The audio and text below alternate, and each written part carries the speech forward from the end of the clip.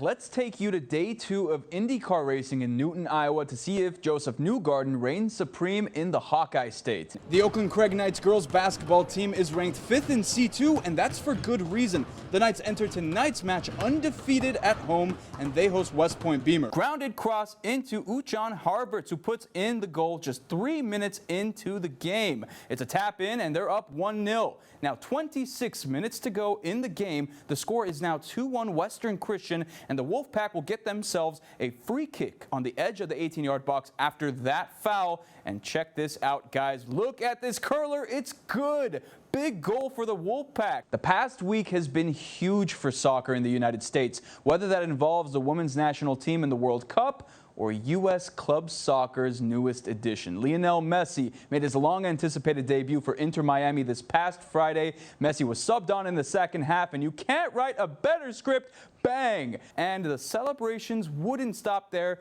Final kick of the game, get the water and the Gatorade out, dumping it over head coach as Western Christian punches their ticket to Des Moines. The skies are clear, there's no snow on the ground, and I'm not wearing a jacket, so that can only mean one thing. Spring ball season is here, and it's in full force at Hubbard Park. Here we go. Joseph Newgarden, the favorite to win back-to-back races, and that's how Newgarden's day began, with a strong lead. But it wouldn't last. On lap 235, something goes wrong with the number 2 car. State championship day in classes 2A and 1A for IGH SAU Girls State Basketball as Central Lyon and Newell Fonda sit just 1 win away from ultimate glory. It would stay tied at 7s into halftime, but Northwestern has life out of the locker room on the opening possession. Moser faking out the defense and the camera. Look at this. Goodbye once again. 64-yard touchdown. 14-7 lead. Buck star Giannis Antetokounmpo is towering over Milwaukee. American sports writer Grant Wall has died while covering the World Cup. Members of the U.S. media say Grant fell back in his seat during the Argentina versus Netherlands match Friday. The announcement on Houlihan's Instagram comes just a day before the U.S. track and field trials begin for the Tokyo Olympics. According to her post, she was informed of the positive test in January of this year. For the first time since 1983, Northwestern claims the NAIA National Championship 35-25, capping off a historic season for an unforgettable group. One thing I kept trying to impress upon them is when you become parents, you need to be involved with your children, and they were listening. And now with South Sioux City's new sports complex, Coach Greer can see her dream turn into reality. We were playing on a teeny tiny field. So it had always been one of my goals to play on a big field, to have the boys on the big field. So we're there. The 2022 FIFA World Cup is coming to a close, and 2 brothers from South Dakota got to experience the tournament in person. However, their decision to travel halfway across the world wasn't only because the United States was playing. It's our top story at 10. I've been following the World Cup since like 2014.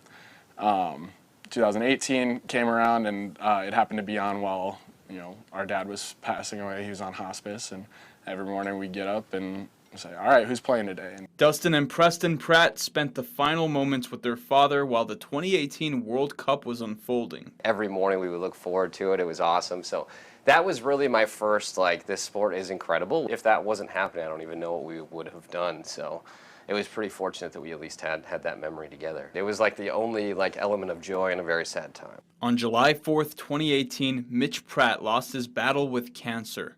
1 year later, Dustin approached his brother with an idea. I'm like, Preston, where's this at? We got to go the next time around. And we looked it up, and it was in Doha, and Preston had the same response. I did a quick Google search, and I was like, Doha, Qatar? No, we're not going to the Middle East to watch a soccer tournament. Preston was, of course, resistant, but a little persuasion and a trip to Israel in there, and he finally agreed. Dustin and Preston planned a trip to visit Jerusalem, Petra, and ultimately ending up at the heart of the 2022 FIFA World Cup. A day prior to traveling, the brothers decided they would honor their late father. Our dad, right before he passed away, gave us pocket watches. It's got a picture of us in there, and then we took those chains from the pocket watches and we wore them to every game. The brothers had the pocket watch chains blessed in Jerusalem before traveling to Qatar. There's the anointment slab where Jesus' body was prepared in the church, and so we were able to go there, have that blessed on that stone, and then we wore it to all the games. In Qatar, the Pratt brothers shared their story with people from all walks of life. It was great to just have these human interactions. Everyone there is like fired up and there to like, you know, have a good time and support. So you can have like in-depth conversations with these people that normally maybe wouldn't be approachable just because we're all gathered for the same reasons. Anyone that, you know, kind of found out why we were there was like, it's bigger than soccer. After 12 days and 5 World Cup matches in the Middle East, Dustin and Preston returned home, and the near 10,000 miles in the air gave them time to reflect on their journey. Along the way, I had really been like taking it in. So I've had all these like moments to just like, I can't believe we're here and doing this. Like, dude, we just saw a world wonder. We just saw Jerusalem. We just went to a World Cup match. Like, how many people in their lives can say they've done any of that? Jason Takhtadjian, KCAU 9 News.